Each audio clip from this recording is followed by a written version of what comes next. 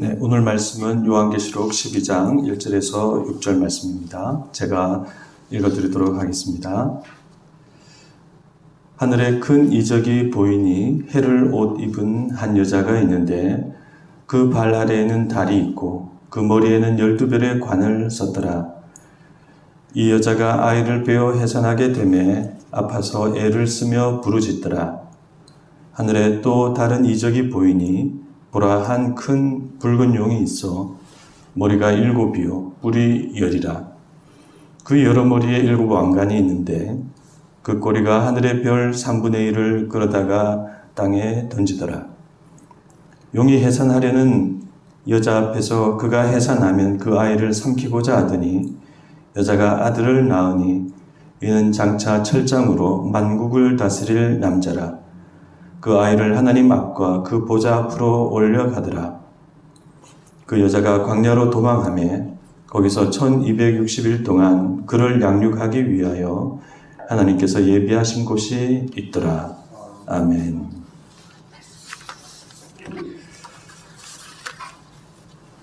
네, 우리가 지난 번에 요한계시록 11장 말씀까지 살펴보았습니다. 만약 요한계시록을 1부와 2부로 그렇게 나눈다면 요한계시록의 1부는 11장으로 끝나게 됩니다.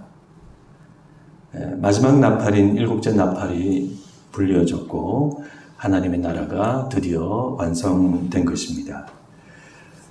11장 뒷부분에는 하나님의 나라가 완성된 그런 최종적인 모습이 나오고 있습니다. 그런 점에서 오늘 본문인 이 요한계시록 12장 말씀은 요한계시록 1부의 메시지를 보다 심화시켜서 이제 다시 또 시작하는 그런 장이라 할 수 있습니다. 그래서 이제 요한계시록의 2부가 12장부터 시작됩니다. 그런데 이 2부의 첫 내용, 그러니까 그 심화된 메시지의 첫 번째 내용은 지금까지 베일에 가려져 있던 악의 실체가 나옵니다. 악의 실체는 요한계시록 1부에서 암시되었지만 다 드러나지는 않았습니다. 우리는 앞서 5번째 나팔에서 무저갱이 열리고 메뚜기 떼로 표현된 악한 영들이 연기와 함께 쏟아져 나와서 이 세상에 퍼지는 것을 그런 장면을 보았습니다. 또 우리는 6째 나팔에서 결박된 4천사가 놓이고 또 악한 영들이 군대처럼 또 세상을 휩쓰는 그런 장면도 보았습니다.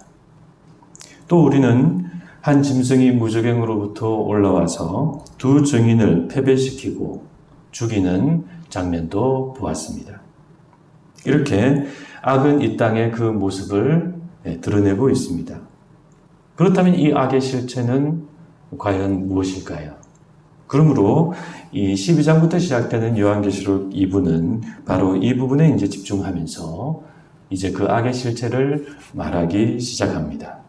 네, 오늘 본문에 나와 있습니다. 그 악의 실체는 바로 붉은 용으로 상징되는 사탄입니다.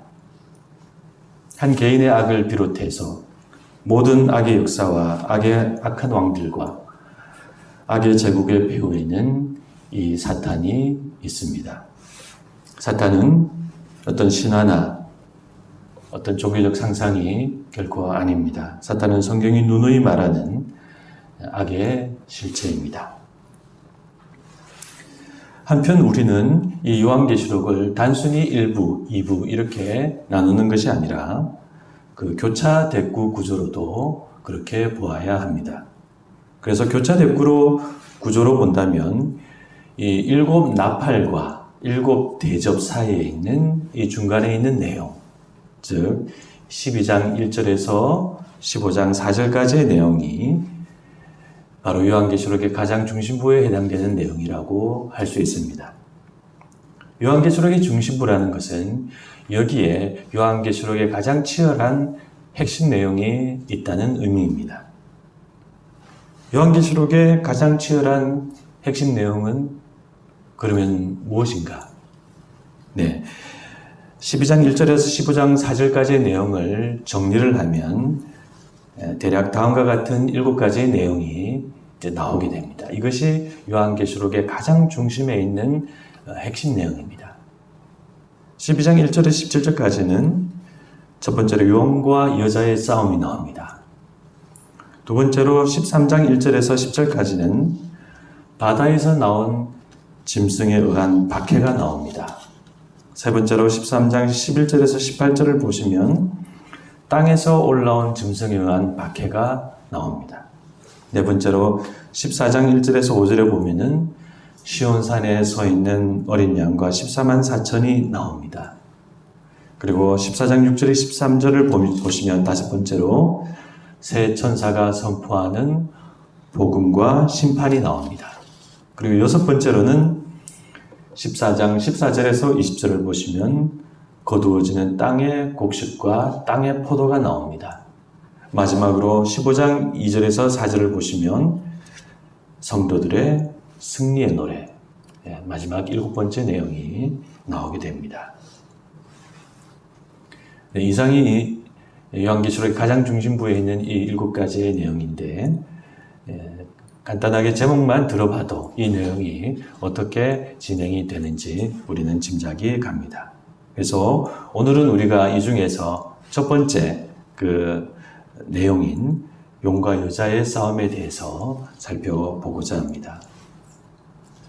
12장 말씀은 이렇게 시작합니다. 하늘에 큰 이적이 보이니 해를 옷 입은 한 여자가 있는데 이 여자는 이렇게 묘사되어 있죠. 해를 옷 입고 발 아래에 달이 있고 머리에는 12별의 관이 있습니다. 이와 같은 이 여자의 모습은 이 여자가 누구인지 이 여자의 정체를 나타내고 있습니다. 해와 달과 12별. 네, 이런 이미지가 성경 어디에 나와 있었죠? 네, 바로 창세기에 요셉의 꿈에 나온 바로 그 장면입니다. 해는 야곱을, 달은 레아군 라헬을, 또 12별은 야곱의 12아들을 상징하죠. 야곱과 그의 12아들은 이후에 이스라엘 민족이 됩니다. 그러므로 이 해와 달과 별로 묘사되고 있는 이 여인은 이스라엘 민족을 지금 상징하고 있습니다. 그런데 이 이스라엘 이 민족은 단순한 민족적인 이스라엘을 지금 말하는 것이 아닌 것 같습니다. 왜냐하면 12장 17절을 보시면 이 여자의 자손을 설명하고 있는데 이 여자의 자손은 하나님의 계명을 지키며 예수의 증거를 가진 자들이라고 말하고 있기 때문입니다. 그러므로 이 이스라엘은 구약과 신약을 포괄하는 영적인 이스라엘이자 교회라고 할 수 있습니다. 네, 바로 이 여자는 영적인 이스라엘, 즉 교회를 가리키고 있습니다. 여자의 정체를 이렇게 알고 이제 2절로 넘어가면 이 여자가 아이를 배웠다고 하는데 이 아이가 누구인지 우리는 알 수 있습니다. 네, 바로 메시아이신 예수 그리스도이십니다. 그리고 이 여자가 아이를 낳는 이 해산의 고통은 이스라엘 민족이 메시아를 기다린 그 오랜 박해와 고난의 역사라고 우리가 이해할 수 있습니다. 네, 예수님이 오실 때 굉장히 어려운 시간 속에서 오셨습니다. 네. 바벨론 포로에서 돌아와서 신약과 구약의 그 중간기, 굉장히 어두운 그런 시대였죠. 이스라엘 민족들이 굉장히 어려웠던 그런 시간을 보내었습니다. 그래서 그런 해산의 고통을 통해서 때가 참에 예수님께서 이 땅에 오시게 되었습니다. 한편 3절에서 요한은 하늘의 또 다른 이적을 이제 보게 됩니다. 보라, 한 큰 붉은 용이 있어 머리가 7이요 뿔이 10이라. 그 여러 머리에 7 왕관이 있는데 이렇게 묘사되어 있습니다. 이 말씀에 나오는 이 드라콘이라고 하는 이 용 혹은 뱀, 이것은 본래 바다 괴물을 가리키는 말입니다. 영어로도 드래곤이라고 하는데 헬라어로는 드라콘이라고 이제 되어 있죠. 용은 본래 이스라엘을 박해하는 악한 나라를 상징하는 구약 성경의 전문 용어입니다. 구약 성경에 나오는 비슷한 또 다른 말이 있는데 베헤못, 리오야단 이런 말들이 다 그런 바다 괴물이면서 그 악한 나라를 상징하는 그런 이제 단어입니다. 이 바다 괴물이 상징하는 악한 나라는 과거에는 대표적으로 애굽과 바벨론이었고 요한 지금 당시에는 바로 로마 제국입니다. 그런데 이 바다 괴물은 단순히 악한 나라를 상징하는 것으로 그치지 않고 궁극적으로는 그 배후에 있는 사탄을 상징하게 됩니다. 왜냐하면 이스라엘을 박해하는 그 악한 나라의 배후에는 사탄이 있기 때문입니다. 한편 이 용은 이제 붉은 용으로 이제 묘사되고 있습니다. 그리고 자기만 붉은 것이 아니라 이 용이 앞으로 내세울 짐승과 음녀도 모두 붉은 색깔입니다. 용이나 짐승이나 음녀의 이 모두 같은 이 붉은색은 피를 의미하고 그래서 이 붉은색은 성도들을 피 흘리게 하는 그들의 흉폭한 모습을 상징하고 있습니다. 그리고 이 용은 특히 이 7머리와 10뿔과 7왕관을 쓰고 있습니다. 네. 이것은 뭘 말할까요? 네, 이것은 바로 어린 양을 패러디하는 것입니다. 본따는 것입니다. 네. 그래서 자신을 완전한 능력과 권세를 가진 존재로 돋보이게 하려고 이런 모습으로 나타나고 있습니다. 그리고 이 용은 4절에 보면 그의 꼬리로 하늘의 별 3분의 1을 끌어다가 땅에 던지고 있습니다. 여기에 대해서는 크게 두 가지 해석이 있습니다. 첫 번째로는 이 내용을 태고 쪽에 사탄이 천사들을 꿰어 타락하게 한 그 하늘에서 일어난 사건으로 이제 보는 해석입니다.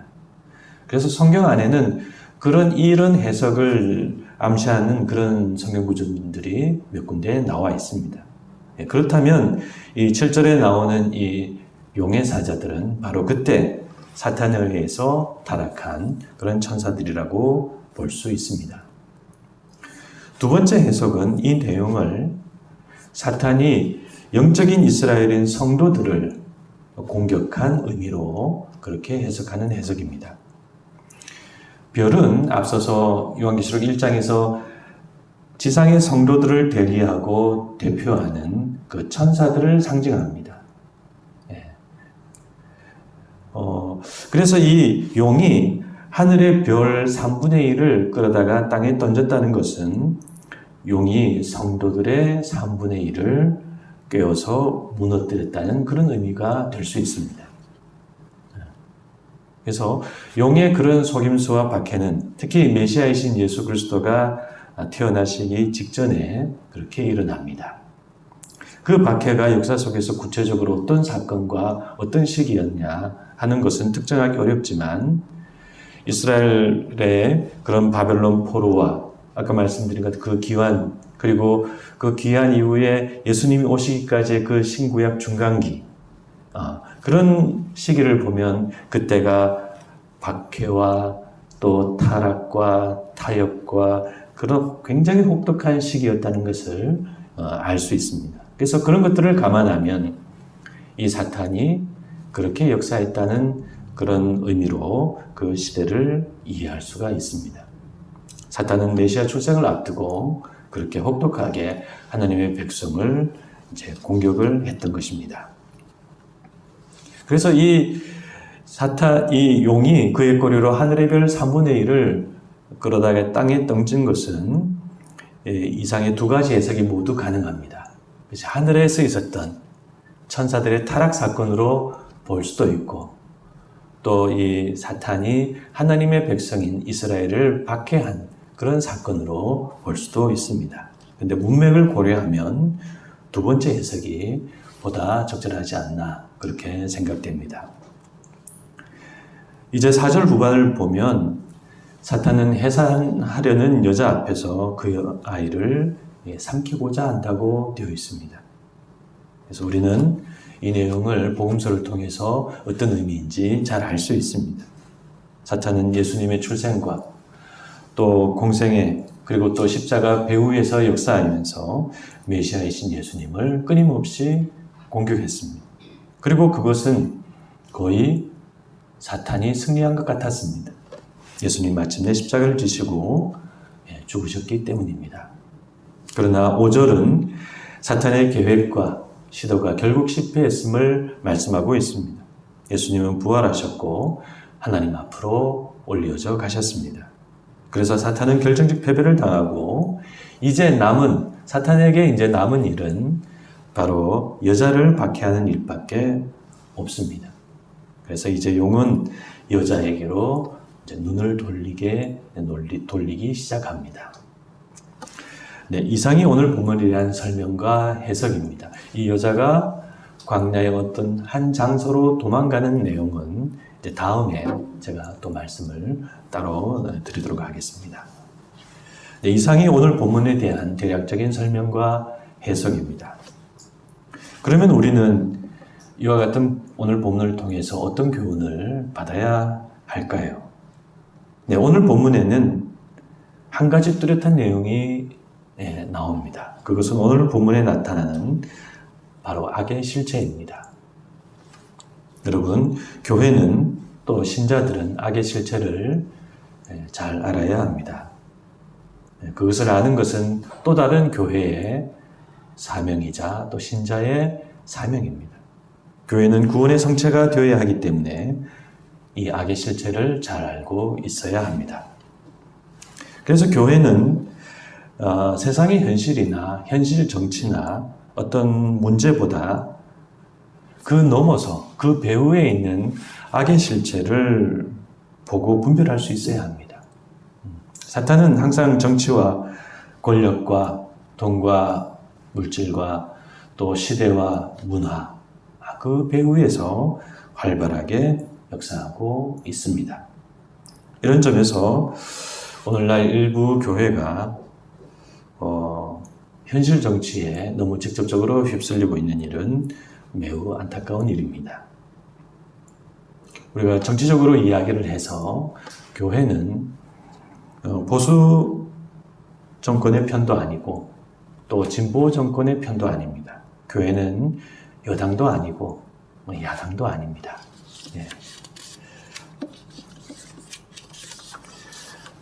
그래서 우리는 이 정치와 권력을 분별하고 시대를 분별하고 또 한 사람 한 사람을 분별하면서 이 세상과 사람들을 하나님의 뜻과 하나님의 나라라는 그 기준으로 바라보고 우리가 인도를 해야 합니다. 그런 우리의 영적인 분별이 분명해야 하고 또 그렇게 분명할수록 우리는 사람들을 하나님께로 잘 인도할 수가 있습니다. 아시는 바와 같이 예수님은 베드로를 향해서 자신을 막아서는 베드로를 향해서 혹독한 말씀을 하셨습니다. 베드로에게서 그 사탄의 역사와 그림자를 보셨기 때문입니다. 그래서 내 뒤로 물러나라. 사탄아 내 뒤로 물러나라. 그렇게 말씀하셨습니다. 그래서 교회는 그렇게 이 세상과 이 세상에 일어나는 일들을 보고 분별하는 그런 하나님의 나라가 되어야 합니다. 얼마 전 있었던 부활전전합 예배에 이번에 새롭게 당선된 대통령 당선인과 또 여러 정치인들이 참석하였습니다. 성황을 이룬 그 부활절 예배는 예배 후에 그분들에 대한 많은 찬사와 또 축사가 이어졌다고 합니다. 잘 아시는 바와 같이 이번 대통령 선거도 그렇고 안타깝게도 지금 우리 많은 교회와 신자들이 특정 정치색을 가지고 현실 정치에 점점 더 깊이 그렇게 참여하고 있는 것 같습니다. 그러나 우리의 사명은 세상과 악의 세력을 분별하고 세상 가운데 구원의 보루가 되는 것입니다. 우리는 보수라고 지지하고 진보라고 지지하고 그런 것이 아니라 정부의 정책과 그 결정을 보면서 그것이 하나님의 뜻 안에서 올바른 것인지 그것을 보고 분별하고 또 조언하고 기도하는 그런 곳이 되어야 합니다. 그래서 아무쪼록 우리가 오늘 말씀을 통해서 이 악의 실체를 우리가 보아야 한다는 사실, 어려운 일이죠. 그것을 우리가 잘 할 수 있도록 아무쪼록 하나님께서 우리에게 분별력을 주시고 특히 문제의 본질과 악의 실체를 잘 분별할 수 있도록 우리에게 능력을 주시기를 간절히 소망합니다.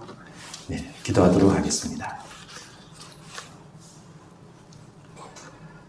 사랑이 많으신 하나님 아버지, 오늘 저희들은 12장 말씀을 새롭게 보았습니다. 요한계시록의 2부가 시작되는 이 내용에 이제 요한계시록 말씀은 악의 실체에 대해서 이제 분명하게 말씀하고 있습니다. 하나님, 저희들도 이 세상과 현실을 살아가면서 성경이 말씀하고 있는, 경고하고 있는 이 악의 실체에 대해서 분명히 분별하는 사람이 될 수 있도록 인도하여 주시옵소서. 우리가 보이는 것이 다가 아니라 그 배후에 있는, 그 너머에 있는 역사하고 있는 악한 영들의 그런 역사를 볼 수 있게 하여 주시옵시고 그런 잘못된 것들을 분명히 대적하는 저희들이 될 수 있도록 인도하여 주시옵소서. 현실의 작은 일들 또 시시각각으로 바뀌는 것들에 휩쓸리지 않도록 도와주시옵시고 우리의 눈은 하나님과 또 그런 하나님의 시각으로 악의 세력을 볼 수 있는 성숙한 저희들이 될 수 있도록 인도해 주시옵시고 그런 것들을 위해서 끊임없이 대적하고 경고하고 구원의 보루로서 성체로서 사람들을 구원하는 역할을 잘 감당하는 저희들이 될 수 있도록 인도하여 주시옵소서. 비록 저희 작은 교회지만은 그런 분명한 믿음의 눈을 가지고 이 세상 속에 존재하는 하나님의 나라가 될 수 있도록 인도하여 주시옵소서. 감사드리오며 예수님의 이름으로 기도드리옵나이다. 아멘. 아멘.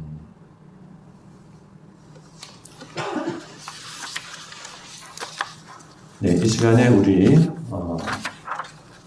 합심 기도를 같이 드리도록 하겠습니다. 시작. 저희의 예배가 신령과 진정의 예배가 되게 하옵소서. 준비된 마음으로 드리는 기쁨과 감사의 예배가 되게 하옵소서. 담임 목사에게 말씀의 은사를 부어주시고 우리 안에 하나님의 나라가 자라게 하옵소서. 우리가 사랑의 공동체와 복음의 공동체가 되게 하옵소서. 언제나 독수리같이 청년같이 힘찬 교회가 되게 하옵소서. 아이들과 학생들과 청년들을 세워주시고 새로운 가지가 자라게 하옵소서. 주일 2부 모임을 인도하시고 토요 전도와 관계 전도를 인도하옵소서. 우리 삶에 강건함과 평안함을 주시고 하나님의 복을 늘 풍성히 받게 하옵소서. 몸이 연약한 성도들을 지켜주시고 선교사들의 귀한 삶과 사역을 지켜주옵소서. 새로운 대통령과 정부가 나라를 올바른 방향으로 이끌게 하옵소서. 러시아, 우크라이나 전쟁이 속히 종식되고 평화가 임하게 하옵소서. 예수님의 이름으로 기도드립니다. 아멘.